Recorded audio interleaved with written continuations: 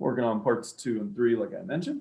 We have that weird little check-in homework that's due tonight. And then our first post of discussion 2 is due tomorrow. So don't forget about those 2 things. Then we'll have 2 days to work on part 4, which is nice. Like I said, it's tricky. Our next exam is Wednesday. Okay. So before we look at the new stuff, let's go back to part 1 and remind ourselves what we were starting last time. So in part 1, we were building a calculator that took total income and computed taxable income so that we could multiply it by 25% to figure out what our taxes owed are, and then figure out the percent of income that are actually paid as taxes. And what we noticed was that you cannot simply put subtraction here when you subtract off this 12,400, because sometimes you have cases where, like, let's say, I think in question 3, where we have like $8,000, you don't have enough money to subtract this 12,000 off, and so you just need to have 0 there. So we talked about last time putting if statement here that can do one of 2 things. If this number is small, you just throw a 0 there, or if we have more than 12,400, then we do the appropriate subtraction. Then finishing is really simple. We just multiply, whatever that taxable income amount is by 25% and figure out what percent that is of that larger number to get this final percent. Then the next question had us use that new tool, which is a data table, which works as follows. So we're making a graph from 0 to 80,000. So we write down a bunch of numbers here. We leave this guy blank up at the top. This guy just points where to find the answer. And then we highlight this, go to data, what if analysis, data table. We have a column of stuff we're going to input. So I'm going to put my cursor in the column box. And since these are all total income values, if you were doing this manually, you'd plug them in right there. So I'm going to put that cell in the column input cell box. I'm going to hit OK, and it should plug all these in for you. You can kind of tell if you did it right if all these are 0. If these are negative, that means your calculator is not handling these 2 cases correct and you don't have an if statement. But if you have a bunch of zeros there and then the other case works like so, then that means your calculator is probably right. Now, I wanted to show you one more little trick with data tables. You can actually do multiple columns at once. So if I do the same thing with the 3rd column, or I just point where to find that answer, I can highlight all 3 columns before I do what if analysis data table and finish it the exact same way. And then you get all 3 columns for free, which is kind of nice. Granted, this column is really easy to do manually, so you could do it manually as well. Now, one last thing you might have noticed, I have an error there, and the reason why is because it's dividing those 2 numbers there, and you can't divide by 0. So a little trick you can use, change that one to a penny, and then you're dividing by a penny instead of 0, which, as far as a graph is concerned, a penny and 0 are essentially the same thing, but mathematically you're not doing anything that'll break it. Then we either graph these 2 guys and we get this little 2-tiered system where there's our initial 12,000, then we start paying taxes. And then second of all, where we look at our percent of income paid as taxes, we get this curvy looking graph, which sort of slowly gets closer and closer to 25% as we go to the right. And the reason it's not just always 25% is because of that deduction. So when we're paying taxes, we have this chunk of money that we paid 0% of taxes on, then this other chunk that we paid 25% of taxes on. And so you're kind of averaging the 2.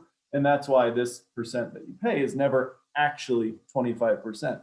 You're just slowly approaching 25%. You can actually see the 25% on this graph as well, because 25% happens to be the slope of this line. And the reason for that is slope is rise over run. So let's say I run $1, or in other words, I add $1 to this. How much is my taxes owed going to go up? Well, this will go up by $1. And so I'm going to have 25% of an additional dollar, which is 25 cents, so 0.25. So the rise over run is 0.25 up over 1. That's how that number shows up in the graph. So it's sort of the slope there. Okay, so that was part one. There's a few other follow-up questions, but those are the bulk of the questions. In part two, it starts the same, where you still have the same if statement at the top with this taxable income stuff, but now we have two tax brackets. And so we started talking about this last time, but the hard part here now is taking this number, taxable income, and figuring out how much of it can fit in each of these tax brackets or each row. And according to these definitions over on the right, we can only put the first 25,000 in the first row, and then the rest goes in the second row. And then once you know this, so I'm essentially just taking this 87,000 and dividing it into two piles. So first 25,000 and then the rest. And then it's really easy to finish because then you just take, okay, 18% of that is this, 27% of that is this, add them up, then you're done. So that's really easy. This is the hard part. How much of your taxable income goes in the first row and how much goes in the second row? And just to sort of elaborate on why there's two cases, sometimes, if you don't have that much money, let's say you only have that much total income, you don't have enough money to put, the first $25,000 there because you don't have 25,000. So the first thing I want to talk about today in my notes is just elaborate on this if statement just a little bit further by talking about these two cases. So let's look at them simultaneously. First case, a lot of money. Second case, not so much money. And over here on the right, I sort of have the same pictures as last time, just vertical.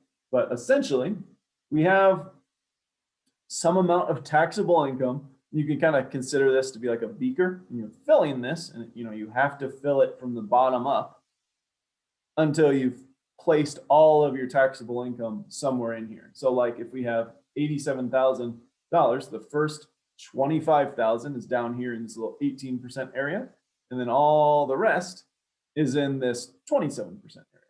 On the other hand, if you don't have that much money, we can fit all of it down here, because remember, this first section can hold upwards of 25,000, and there's $0 left over. So what I'm leaving you to then figure out is this cell here, same as this cell here. This first number is where you need an if statement. It says, if you have a lot of money, then this is completely full. You can put the maximum amount, 25,000 there. But if you don't have a lot of money, you can put all of your taxable income can fit down here. And so that's the if statement you need to come up with to figure out that cell right there. And then the last cell is really easy.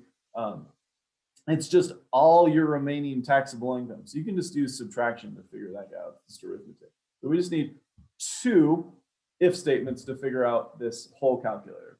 The same from part one, you can even copy paste it.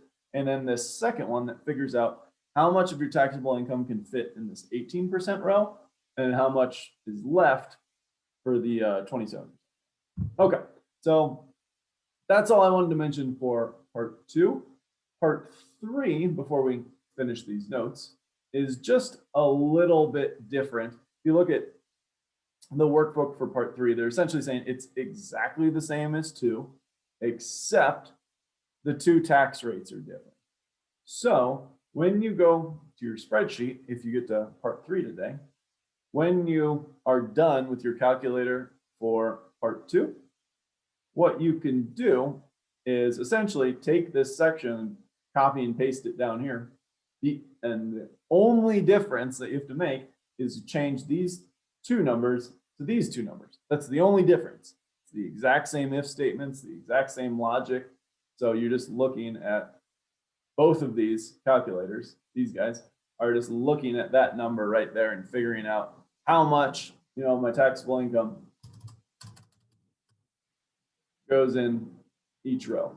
And then it's just the rates that are changing. So same calculator, you're just doing it twice with different numbers for part three. Now, that is technically all you need to know for today. But like I said earlier, I want to preview one little tool from part four, just so we have a little bit of extra time when we talk about the actual calculator itself on Monday. So one final tool that we're going to see in this module is something called GoalSeek, and it is extremely useful. And the reason why is because it allows us to essentially do algebra in Excel. And so you no longer have to worry about doing like pencil and paper algebra. Excel will tell you the answer.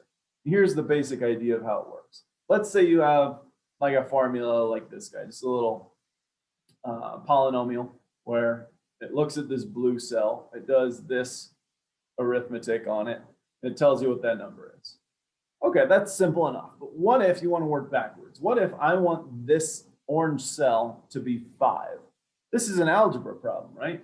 I could set up the algebra, have this weird equation equal to 5, and if you remember your algebra, you could bust out like the quadratic equation, try to solve it, which works. That's fine. You could guess and check. You could keep plugging in numbers until that orange guy is close to 5, and this takes a little bit of time, but eventually you might get there. You could make a graph like I've done over on the right, and you can kind of see where the graph, this blue line crosses 5. It's somewhere around 3, or GoalSeek. Much simpler than all those other solutions.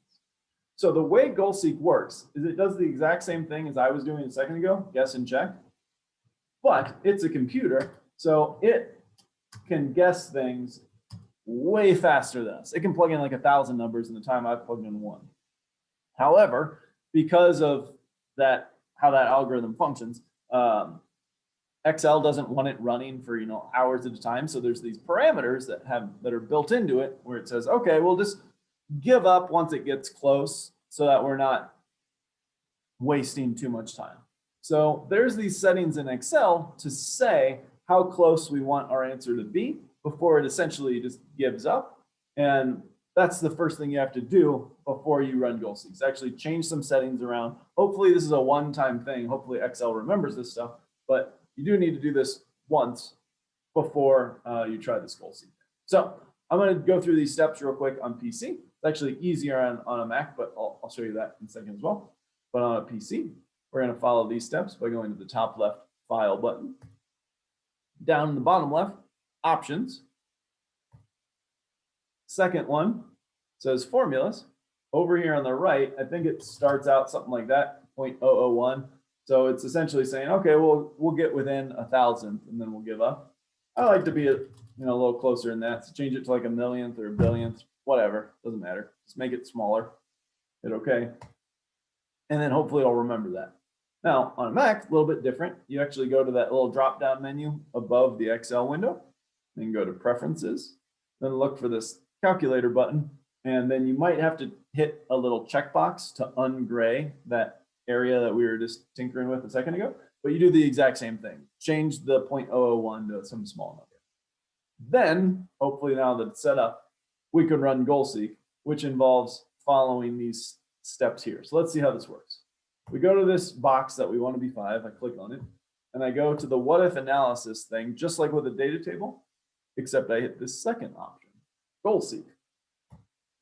And now what I tell it is say, I'm going to set this cell, D8.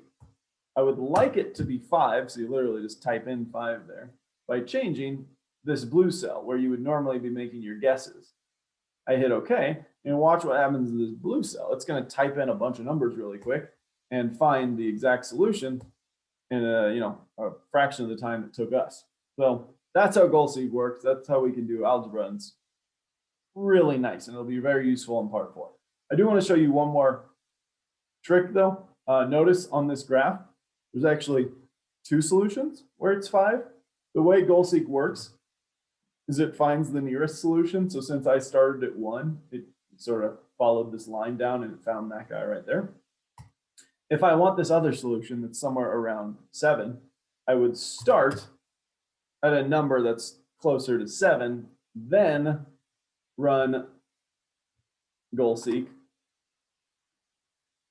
and it'll find that second solution instead. So GoalSeek can also find multiple solutions. You just have to be a little sneakier with it. So this is going to be really useful when you get into part 4, because you're going to have questions like this. You want this cell to be exactly 10%. Well, you don't want to have to type in a bunch of stuff up here until it's 10%. You want GoalSeek to do this instantly for you. And so that's going to be a really nice feature of Excel that we're going to utilize not only in this module, but a few other times throughout the semester.